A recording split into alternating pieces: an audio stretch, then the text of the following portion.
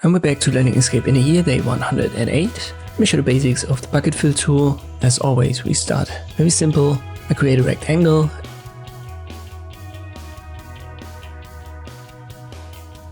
And now I switch my foreground color to blue.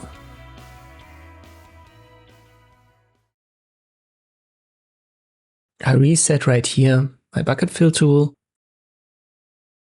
And then I just left click on rectangle and it becomes blue.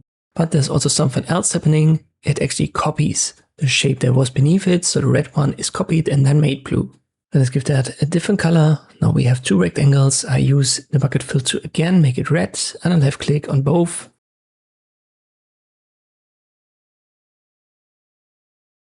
And once again, you can see they become red, but it's actually just a copy that's being created and then put here.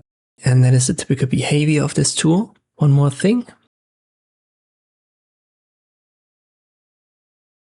Let me switch the color here to pinkish. And now I left click on the green one, it becomes pink. And now let's say I want to make the blue one green. But the moment I switch the foreground color, the pinkish one also becomes green. So that's something that happens by default as well. So the shape that you color, as I've said, it's a copy then. This will be selected. So if you switch the color, this will automatically become a new color. So to actually use it on multiple shapes at once, you always have to deselect it. So recolor it, then activate, for example, the selection tool, left click on maybe this grayish area to deselect, and then use the bucket fill tool again.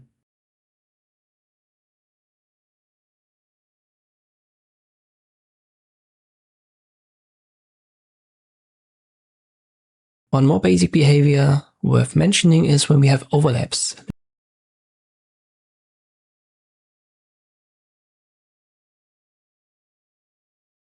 We make that blue, I left click here. Once more, it creates a copy, but this copy is now actually a cutout copy. So wherever the red element was, this is being cut into a copy of the greenish one that was made blue. Once more, I'll make the green one be on top. I use the bucket fill tool and now we have this cutout on the other edge.